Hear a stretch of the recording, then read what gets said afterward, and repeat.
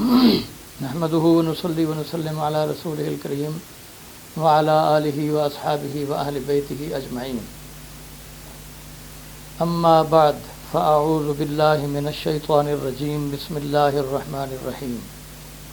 ولو أنهم إذ ظلموا أنفسهم جاءوك فاستغفروا الله واستغفر لهم الرسول لوجدوا الله توابا رحيما. صدق اللہ مولانا العظیم. محترم حضرات، بعض لوگ یہ کہتے ہیں کہ رسول اللہ صلی اللہ علیہ وآلہ وسلم کا وسیلہ پیش کرنا مشکلات کے حل کے لیے آپ کی ظاہری دنیاوی زندگی میں تو جائز ہے، لیکن آپ صلی اللہ علیہ وآلہ وسلم کے دنیا سے تشریف لے جانے کے بعد، آپ کی وفات شریف کے بعد آپ کا وسیلہ پیش کرنا اور آپ کی قبر انور پر جا کر آپ کو پکارنا جائز نہیں ہے. یاد رکھیے، ان کا یہ نظریہ قرآن اور حدیث کے بالکل خلاف ہے. اور میں ایک آیت آپ کے سامنے پیش کر رہا ہوں.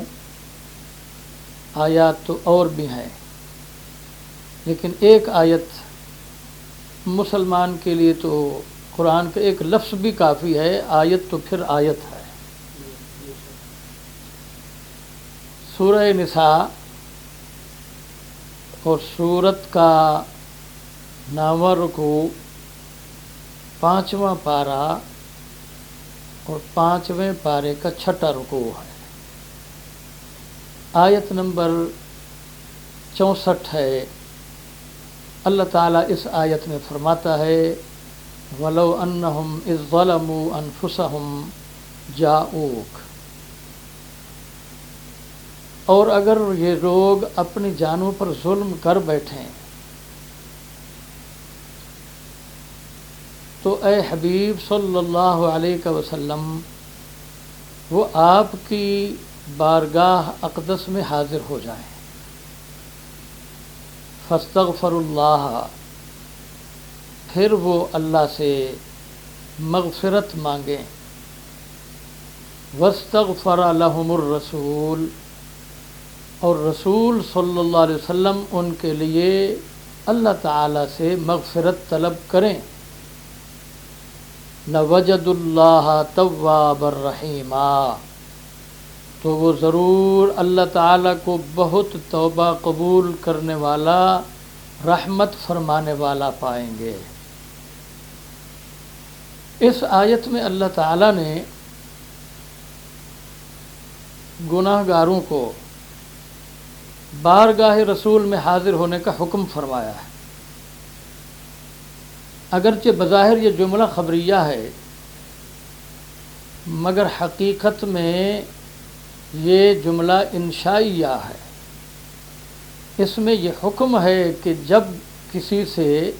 ظلم ہو جائے، ظلم سے مراد گناہ کبیرہ ہے، جب بھی کوئی شخص بڑے گناہ کر بیٹھے اور وہ اپنی مغفرت چاہتا ہو، گناہوں کی معافی چاہتا ہو، تو اللہ تعالیٰ نے اس کو یہ ہدایت فرمائی ہے کہ تمہیں گناہ گاروں، تمہیں میرے رسول کی بارگاہ میں آنا ہوگا. اسی لیے امام ابن کثیر نے اس آیت کی تفسیر میں فرمایا کہ اس آیت میں اللہ تعالیٰ نے گناہ گاروں کو، عاصیوں کو ہدایت فرمائی ہے کہ جب بھی تم سے بڑے بڑے گناہ ہو جائیں، خطائیں ہو جائیں، تو تم میرے حبیب کی بارگاہ میں آ جاؤ، وہاں آ کر مجھ سے اپنے گناہوں کی معافی مانگو. اور شرط ہے یہ کہ میرے رسول بھی تمہارے لیے تمہارے گناہوں کی معافی مانگیں، استغفار کریں،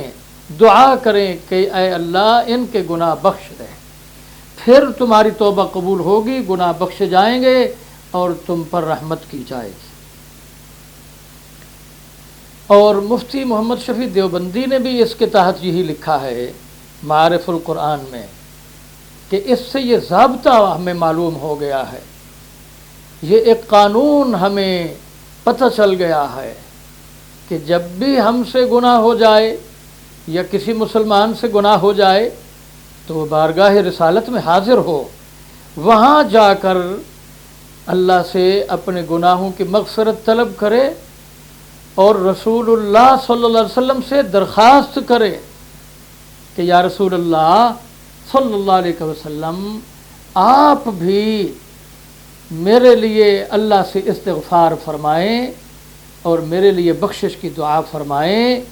میرے رسول نے فرما دی دعا تو پھر توبہ بھی قبول ہو جائے گی، رحمت ہو جائے گی، مغفرت ہو جائے گی۔ گناہ کیسا بھی کیا ہو اس کا حل یہی ہے، معافی کا طریقہ یہی ہے۔ سوال یہ پیدا ہوتا ہے کہ کیا یہ حضور علیہ الصلوۃ والسلام کی ظاہری حیات مبارکہ میں حکم تھا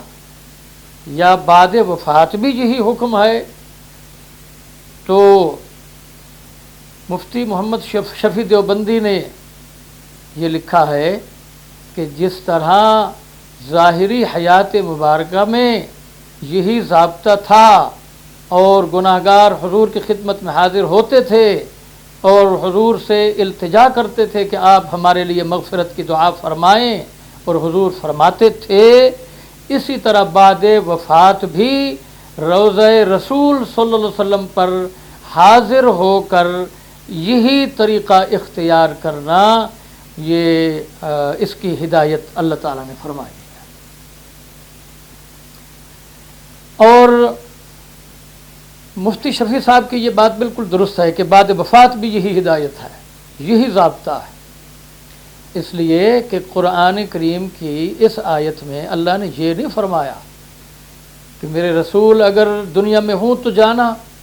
اور جب ان کی وفات ہو جائے تو بالکل نہ جانا۔ یہ تو اس آیت میں اور دوسری کسی آیت میں کہیں بھی نہیں ہے۔ جب اللہ نے نہیں فرمایا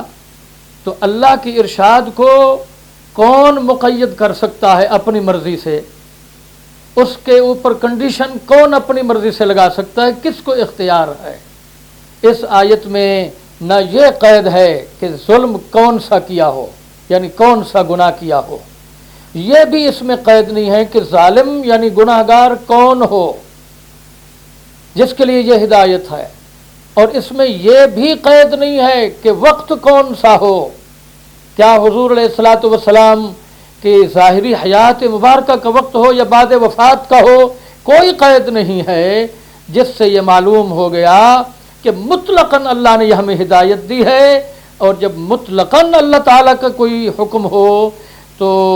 پھر اس کا مطلب یہ ہوتا ہے کہ جب تم چاہو اور تمہارے لیے ممکن ہو، تم حاضر ہو سکو، تو تمہارے لیے یہی ضابطہ ہوگا، یہی قانون ہوگا۔ لہٰذا اس آیت سے بالکل ظاہر ہو گیا کہ حضور علیہ الصلوۃ والسلام دنیا میں تشریف فرما ہوں تب بھی مسلمانوں کے لیے یہی قانون ہے، اور حضور دنیا سے جب پردہ فرما گئے اس کے بعد بھی یہی قانون ہے کہ اگر گناہ ہو جائیں، خطائیں ہو جائیں، اللہ کی طرف سے یہی ہدایت ہے کہ تم لوگ میرے رسول کی بارگاہ میں پہنچو، ان کی خدمت میں حاضر ہو جاؤ، اگر میرے رسول دنیا میں ہیں تو اس وقت ان کی بارگاہ میں پہنچ جاؤ، میرے رسول دنیا سے پردہ فرما گئے تو ان کے روضہ انور پر، ان کی قبر شریف پر پہنچ جاؤ، اور وہاں جا کے تم اپنے گناہوں کی اللہ سے معافی مانگو، میرے رسول بھی تمہارے لیے استغفار کریں اور شفاعت فرمائیں، ان سے بھی گزارش کرو کہ تم یا رسول اللہ صلی اللہ علیہ وسلم آپ ہماری شفاعت فرمائیں، اللہ سے ہمارے گناہوں کی بخشش مانگیں، میرے رسول نے بخشش مانگی تو تمہاری بخشش ہو جائے گی۔ تو اس آیت سے ثابت ہو گیا کہ حضور کی ظاہری حیات میں بھی اسی طرح کرنا ہے اور بعد وفات قبر شریف پر جا کے اسی طرح کرنا ہے، پھر بخشش ہوگی۔ اور حدیث بھی ایک سن لیجیے، امام طبرانی نے معجم کبیر میں اور معجم اوسط میں حضرت انس رضی اللہ تعالیٰ عنہ سے اس حدیث کو روایت کیا